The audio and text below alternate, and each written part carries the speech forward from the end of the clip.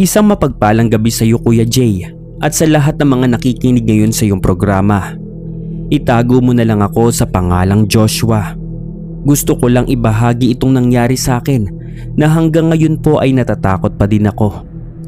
Nangyari ito nung lumipat kami ng pamilya ko sa isang lumang subdivision sa May Bulacan noong taong 2024. Sariwang-sariwa pa sa isip ko ang bawat detalye at hirap pa rin akong matulog sa dilim. Kakagraduate ko lang ng college noon at naghahanap po ako ng trabaho bilang computer programmer. Dahil medyo gipit sa pera ang pamilya namin at ang hirap ng buhay sa Maynila, nag-decide sina mama at papa na iwanan ang inuupahan naming apartment sa Quezon City. Tamang-tama naman na nag-offer ang kapatid ni papa na nasa abroad. May bahay daw siya sa Bulacan na matagal nang walang nakatira. Ang sabi niya, libre raw muna kami roon. Ang kapalit lang ay bantayan namin at alagaan ang bahay para daw hindi pasukin ng mga magnanakaw o anay. Nung unang beses naming pumunta doon sa lugar na iyon, Kuya Jay, maganda naman ang subdivision sa unahan. Pero habang papasok kami ng papasok gamit ang lumang kotse ni Papa, napansin ko na lumalalim kami sa pinakadulong bahagi ng subdivision. At doon, dumarami na ang mga bakanting lote na may matataas na damo. Wala ding masyadong kapitbahay. Ang bahay kasi na lilipatan namin ay nasa pinakadulo ng kalsada. Ito ay katabi mismo ng bahay ng isang napakalaking bakanting lote na napapadera ng mga lumang hollow blocks. At sa gitna ng lote na yun, may isang matandang puno ng mangga na sobrang laki at ang kapal na mga dahon. Sa likod naman ng bahay, may sapa na tuyo at tambak ang mga basura at tuyong dahon. Dalawang palapag po ang bahay, Kuya Jay. Semento ang ibaba pero kahoy yung buong itaas. Medyo kupas na ang pintura nitong kulay berde at marami ng bakbak ang dingding. Noong unang araw pa lang namin na nagpasok ng mga gamit, iba na po talaga ang pakiramdam ko. May kakaibang amoy kulob sa loob. Yung amoy na lumang bahay na matagal nang isinara at parang walang hangin na pumapasok. Pero syempre, binaliwala ko yun. Inisip ko na lang na natural lang naman yun sa isang bahay na ilang taong nakakulong. At dahil ako ang panganay at kailangan ko ng tahimik na lugar para sa pag-a-apply ko ng trabaho, sa akin po napunta ang kwarto sa itaas. Ang kwarto ko ay may malaking bintana ng sliding glass pero may mga gasgas na at medyo malabo na ang salamin. Ang bintanang ito ay nakaharap mismo sa bakanting lote, doon pa sa puno ng mangga. Noong unang 4 na araw namin doon, Kuya Jay, masasabi kong normal naman ang lahat. Abala ako sa pag-aayos ng kwarto ko at sa pagpasa ng mga resume gamit ang laptop ko.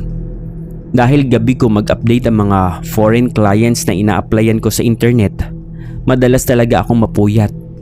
Umaabot nga po sa punto na 12:00 o 1:00 ng madaling araw ako kumatulog. At dito na nga po nagsimula ang mga katatakutan sa akin, Kuya Jay. Nagsimula po ito noong ika-5 gabi namin doon. Bandang 12:30 ng gabi, habang tahimik ang buong paligid at naririnig ko na lang ang sarili kong pagpindot sa keyboard, nakaramdam po ako ng biglang panlalamig. Akala ko nanggaling sa electric fan ko, pero nung tignan ko yun, naka number 1 lang naman ito at nakatapat sa akin.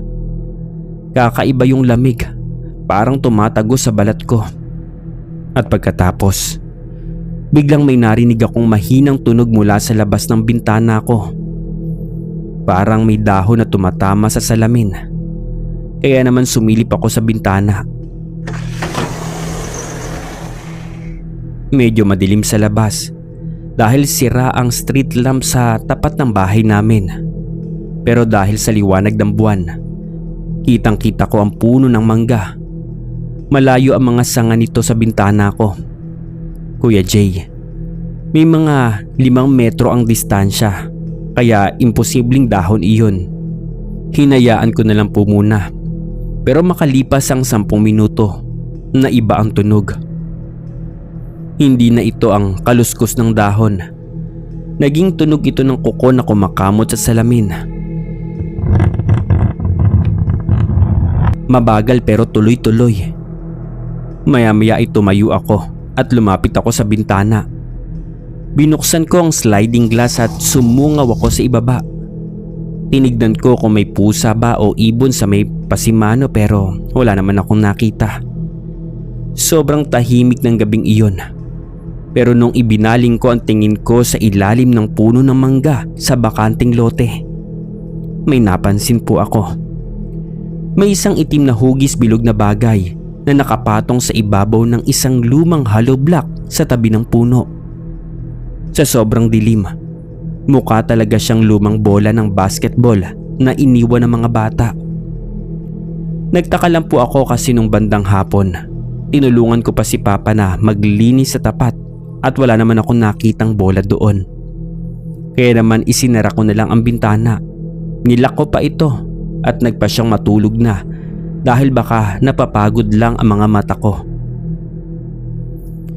Dito na po lumala ang sitwasyon, Kuya Jay. 3 araw matapos ang gabing iyon, bandang 1:00 ng madaling araw, puyat na naman ako. Gumagawa ako ng portfolio ko sa laptop ko. Medyo inaantok na nga ako kaya uminom ako ng tubig. At habang ibinababa ko ang baso sa mesa, biglang pumasok ang isang napakabahong amoy sa kwarto ko. Hindi ito amoy ng basura. Amoy ito ng bulok na karne. O yung parang amoy na patay na daga na ilang linggo nang nabubulok sa loob ng pader. Sobrang tindi po ng baho kaya napahawak ako sa ilong ko at muntik na akong masuka. At kasabay po ng amoy na yun, narinig ko na yung tunog sa bintana. Pero sa pagkakataong ito, hindi na siya kumakamot. Parang may kung anong mabigat at malambot na bagay na ibinabangga sa salamin ng bintana ko. Mabagal ang pagpalo. Parang may kumakatok pero gamit ang buong palad o ulo nito. Dahan-dahan kong nilingon ang bintana. Naramdaman ko tuloy ang pagtayo ng lahat ng balahibo ko sa braso at sa bato ko. Parang binuhusan pa ako ng yelo dahil nakabukas ang laptop ko at nagbibigay ito ng kaunting liwanag sa kwarto ko. Nakita ko ang isang malaking anino na nakadikit sa labas ng salamin ng bintana ko. Isang bilog na bagay na may nakasabit na mahahabang hibla. Lakas loob kong itinuon ang paningin ko roon. Noon ko nakita ang isang bagay na hindi ko malilimutan habang buhay. Isang ulo ng tao. Pugot na ulo, Kuya Jay. Nakalutang ito sa labas ng bintana ko sa 2nd floor. Wala siyang katawan. Walang leeg. Naputol ito sa may ibaba ng panga at may mga natuyong laman na nakasabit sa ilalim nito. Ang pisngi niya ay nakadikit sa salamin ng bintana ko. Parang isang tao na sumisilip sa loob ng bahay mula sa labas. Ang buhok niya ay mahaba, gulo-gulo, madungis at basang-basa ng kung anong maitim na likido. Napako po ako sa upuan ko, Kuya Jay. Hindi ko maigalaw ang mga paa ko. Gusto kong sumigaw para tawagin sina Mama at Papa doon sa kabilang kwarto. Pero parang may nakabara sa lalamunan ko. Walang boses na lumalabas sa bibig ko, kundi hangin lang. Ang puso ko naman, ramdam ko ang sobrang bilis ng tibok nito. Parang sasabog ang dibdib ko sa takot. Habang nakatitig ako, dahan-dahan umiikot ang pugot na ulo. Pinihit niya ang mukha niya na parang humarap ng diretso sa akin sa loob ng kwarto. Diyos ko, Kuya Jay. Doon ko nakita ang mukha niya. Ang mga mata niya ay walang pupil. Kulay itim lang ang buong eyeballs niya at may umaagos na maitim na dugo mula sa may sulok ng mga mata niya pababa sa pisngi niya. Ang balat niya po ay kulay abo. Parang balat ng bangkay na matagal nang nakabaon. At may mga bahagi sa may ilong nito at noon niya na natutuklap na at may mga uod na gumagalaw. ang pinaka nakakakilabot sa lahat. Dahan-dahan siyang ngumiti po sa akin. Bumuka ang bibig ng pugot na ulo. Nagpakita ng mga maitim at bulok ng ngipin. Mula sa labas ng bibig niya, lumabas ang isang napakahabang dila na kulay lila. Idinikit niya ang dila niya sa salamin ng bintana ko at dinilaan ito pataas at pababa. Ang tunog ng basang dila niya sa salamin ay pumasok sa utak ko. Sobrang nakakapanghina po ng tuhod. Sa sobrang takot ko, napapikit ako ng mariin at nagtakip ako ng mukha gamit ang dalawa kong palad habang umiiyak na ako na walang boses. Paglipas ng 30 segundo, dahan-dahan kong idinilat ang mga mata ko. Wala na ang ulo. Wala na rin ang mabahong amoy na bulok na karne o patay na daga. Pero nung lapitan ko ang bintana habang nanginginig ang buong katawan ko, nakita ko na may malabong bakas ng malapot at mabahong likido sa salamin na dahan-dahang umaagos pababa. Hindi po ako nakatulog hanggang sa sumikat ng araw. Nakaupo lang ako sa gilid ng kama habang nakabukas ang lahat ng ilaw. Kinabukasan, parang gumuho ang mundo ko. Mukha akong lantang gulay at sobrang putla ng mukha ko nang bumaba ako sa kusina para mag-almusal. Napansin agad ni Mama ang itsura ko at ang sabi niya, "Joshua, okay ka lang ba? Bakit parang hindi ka natulog at ang putla ng mukha mo?" Tanong ni Mama sa akin habang naghahanda siya ng kape. Nagkunwari na lang ako na napuyat ako sa paggawa ng project sa laptop at sumakit ang ulo ko. Hindi ko muna sinabi sa kanila ang totoong nakita ko dahil ayoko magpanik sila. Kakalipat lang kasi namin. Wala din kaming pera para maghanap ng iba't ibang matitirhan at alam kong madaling matakot sina Mama. Pagkatapos kumain, lumabas po ako ng bahay para magpahangin at para tignan na rin ang mga paligid. Pumunta ako sa bakanting lote sa tabi. Tumayo ako sa tapat ng mismo ng kwarto ko sa itaas at tumingala ako. Tinignan ko kung may kahit anong tubo, sanga ng puno o pader ang pwedeng akyatin o tungtungan ng isang tao para makarating sa bintana ko. Pero wala talaga, Kuya Jay. Patag na patag ang pader. Imposibleng may taong makakatayo roon sa labas. Maliban na lang kung lumilipad ito o nakalutang talaga sa hangin. Naglakad ako papunta sa ilalim ng puno ng mangga. Doon sa may hollow block kung saan ko nakita yung bilog na bagay noong gabing iyon. Paglapit ko, napansin ko na may mga tuyong dahon doon na may mga maiitim na mantsa. Parang mga natuyong dugo. At ang mas matindi pa, nandoon pa rin yung kaunting amoy ng bulok kahit na tirik ang araw at mainit ang panahon.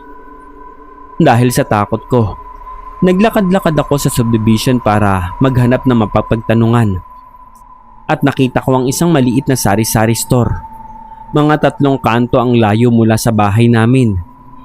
Pinapatakbo ito ng isang matandang babae na ang pangalan ay Aling Ising. Kaya bumili ako ng soft drinks at nagkunwari akong nagtatanong tungkol sa schedule ng tapunan ng basura para makipagkwentuhan lang.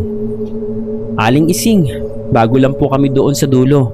Doon sa lumang bahay ni Tonton," panimula ko. Nang marinig ni Aling Ising ang pangalan ng tito ko at ang lokasyon ng bahay, ay napatigil po siya sa pag-aayos ng mga paninda niya. Tinignan niya ako ng matagal mula ulo hanggang paa at nagtanong po siya, "Doon ba kayo lumipat? Kayo pala ang bagong nakatira roon. Kamusta naman ang pagtulog niyo sa gabi, iho?" Sumagot naman ako ng, "Ayos naman po, medyo naninibago lang kasi dahil tahimik. Pero Aling Ising, tanong ko lang po bakit parang walang gustong magpatayo ng bahay doon sa katabing lote nito? Malaki naman yung espasyo at maganda ang puno ng mangga." Bumuntong hininga ang matanda at lumingon siya sa paligid ng kalsada na parang tinitiyak na walang ibang makakarinig sa kanya. Tapos lumapit siya sa akin ng bahagya sa may counter ng tindahan. "Alam mo, iho, hindi ko naman kayo tinatakot dahil bago lang kayo rito . Pero ang lote na yan, may madilim na kasaysayan yan.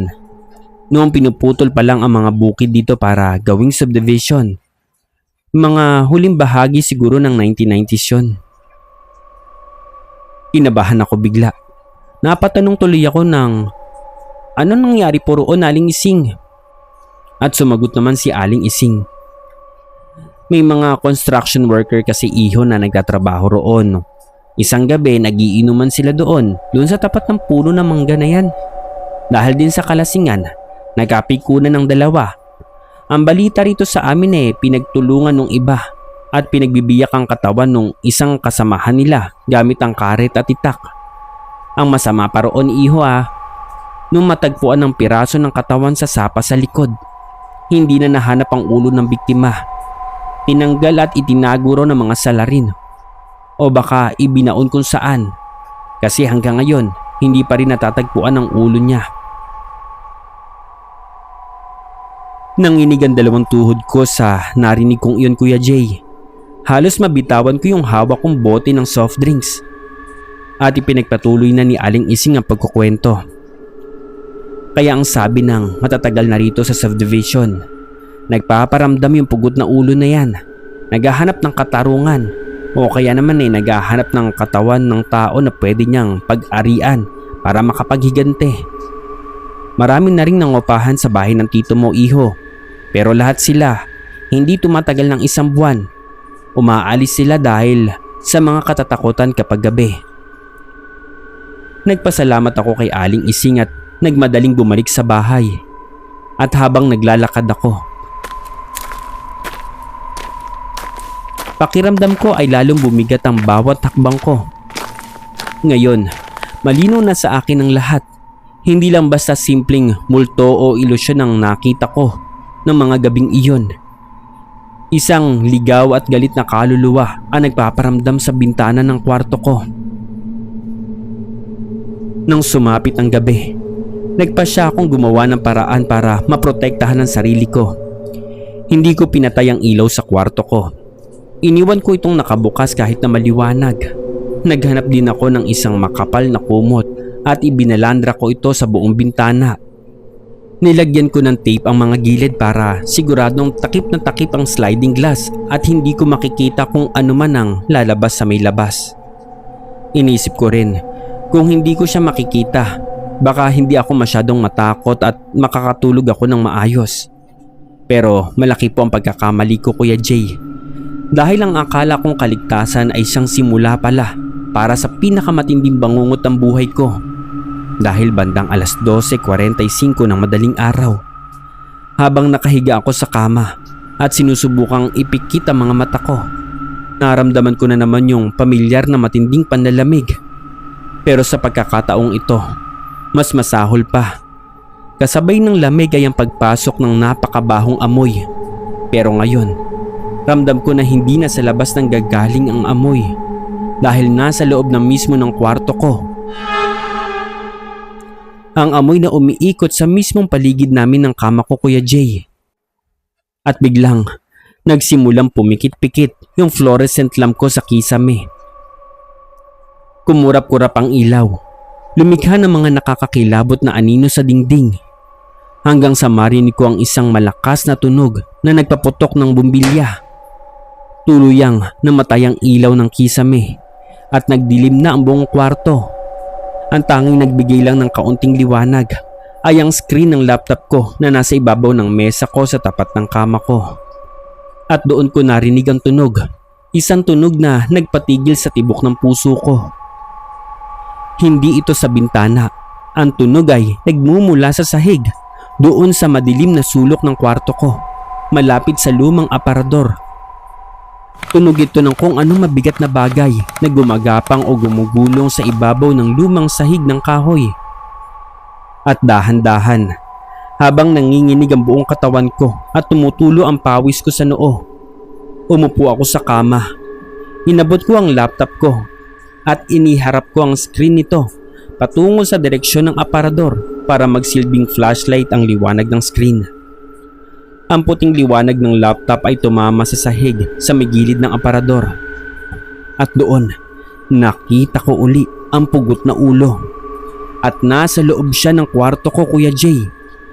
Nakalakang bintana. May takip na makapal na kumot, pero nakapasok pa rin siya. Nakapatong siya sa sahig. Ang mahabang buhok niya ay nakakalat sa paligid ng sahig. Gumagalaw din ng kusa na parang mga galamay ng pugita o mga uod na itim. At biglang gumalaw ang ulo. Gumulong ito ng dahan-dahan patungo sa direksyon ko. Ang bawat pag-ikot ng ulo sa sahig ng kahoy ay lumilika ng isang nakakangilong tunog ng buto at basang laman na tumatama sa kahoy. At habang gumugulong siya, nakita ko sa liwanag ng laptop ko na nagiiwan siya ng isang marka na kulay itim na dugo. Ang amoy nito ay mas matindi pa, parang sinasakal ang baga ko. Gusto kong tumalon mula sa kama at tumakbo papunta sa pinto para lumabas. Pero ang pinto ng kwarto ko ay nasa likod pa ng aparador. Ibig sabihin, kapag tumakbo ako, kailangan kong lagpasan at apakan ang gumugulong na pugot na ulo na yan. Maya-maya, tumigil ang ulo sa tapat mismo ng dulo ng kama ko. Dahan-dahan itong inihilig ang mukha niya pataas para tumingin sa akin. Ang mukha niya ngayon ay mas nakakatakot at mas sira kaysa nung nakita ko sa bintana. Ang balat sa kanang pisngi niya ay natanggal na ng buo. Nagpapakita ng maputi at madugong bungo at ang panga din niya sa ilalim. Ang dalawang purong itim niya sa mga mata ay nakatitig sa akin nang may matinding galit at pagkamuhi. At biglang bumuka ang bibig niya. Sa pagkakataong ito, hindi lang siya ngumiti. Naglabas siya ng tunog, isang tunog na parang galing sa isang taong nalulunod o nahihirapang huminga. Isang paos at gumagaralgal na boses mula sa ilalim ng kama. Dinig na dinig ko yun ng malinaw, Kuya Jay. Hindi ako namamalikmata. Sa sobrang takot ko, sumigaw na ako ng napakalakas. Tinawag ko si Mama at Papa at humingi ako ng tulong. Pero ang nakakapagtaka at ang nakakatakot, ang boses ko ay parang pabulong lang na hindi lumalabas sa bibig ko. Parang may kung anong puwersa na sumasakal sa akin para hindi ako madinig sa labas ng kwarto. Sinubukan kong igalaw ang mga paa ko para sumipa. Pero parang may napakabigat na hollow block o semento na nakapatong sa buong dibdib at mga binti ko. Naparalisa ako ng buo at binangungot ako ng gising, Kuya Jay. Ang pugot na ulo ay biglang lumutang mula sa sahig at umakyat ito sa hangin. Dahan-dahan na namang lumalapit sa mukha ko habang nakalutang siya. Ang mabahong amoy ng bulok ay sumasakal sa akin. At nararamdaman ko ang nagyayelong lamig na nanggagaling sa balat niya, Kuya Jay. Isang dangkal na lang ang layo ng mukha niya sa mukha ko. Nakikita ko na mga uod na gumagalaw sa loob ng butas ng ilong niya. At ang mga natuyong dugo sa labi niya ay ibinuka niya ng napakalaki ang bibig niya. Mas malaki pa sa normal na bibig ng tao na parang kakainin kami o lalamunin ito. Sa sandaling iyon, pumatak ang luha ko at inisip ko na katapusan ko na. Mamamatay na ako rito sa kwartong ito at magiging katulad niya ako. Ginamit ko ang huling natitirang lakas ng isip ko para magdasal. Eksakto pagkatapos ng maikling dasal ko, biglang narinig ko ang isang malakas na kalabog.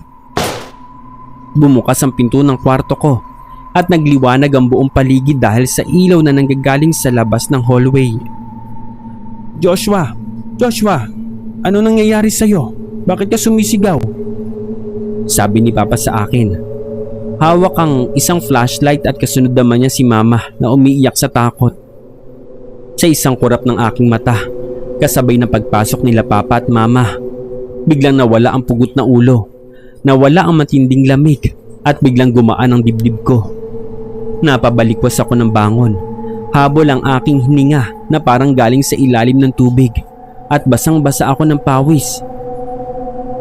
Kahit na medyo maginaw, pumasok sina Mama at Papa sa kwarto ko at nag-aalala ang mga mukha nila habang nilalapitan ako sa kama. Nananaginip ka ba ng masama, anak? Naririnig ko kasing sumisigaw at umuungol ka dito sa kwarto mo. Parang sinasakal ka. Sabi ni Mama habang hinahawakan ng noo ko at pinapahira ng pawis ang likod ko. Hindi ako nakapagsalita agad, Kuya Jay. Nanginginig ang buong pangako. Tumingin ako agad sa sahig. Doon sa tapat ng pader at sa direksyon kung saan gumulong yung ulo patungo sa dulo ng kama ko. Walang bakas ng putik ito at walang bakas ng maitim na dugo. Malinis ang sahig. Pero alam ko at ramdam ng buong pagkatao ko na hindi yun isang simpleng panaginip o bangungot lang. Totoong nangyari yun at muntik na ako mamatay.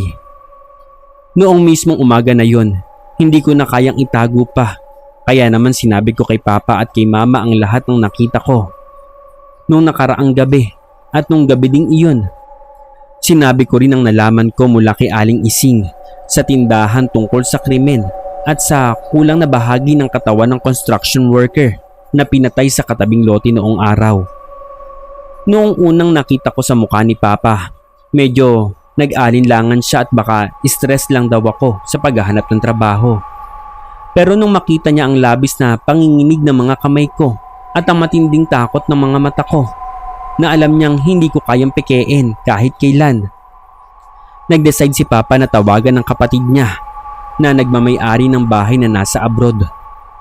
Doon lumabas ang katotohanan, Kuya Jay.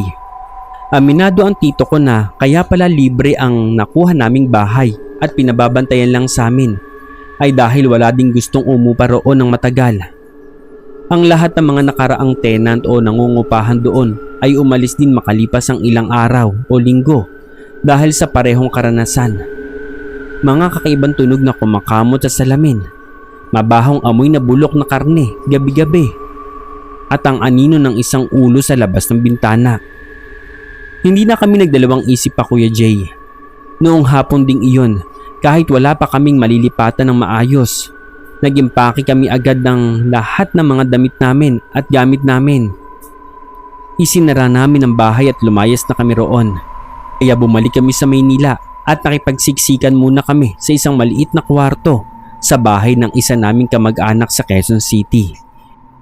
Kahit magastos at kahit mahirap ang buhay dito, mas okay na to kaysa manatili kami sa bahay na yun kasama ang pugot na ulo sa dulo ng subdivision. Maraming salamat, Kuya Jay, sa pagbasa ng kwento ko. Sana po ay magsilbing babala ito sa lahat ng mga nakikinig na hindi lahat ng libreng tirahan ay ligtas. At bago lumipat sa isang lugar, alamin muna ang kasaysayan nito.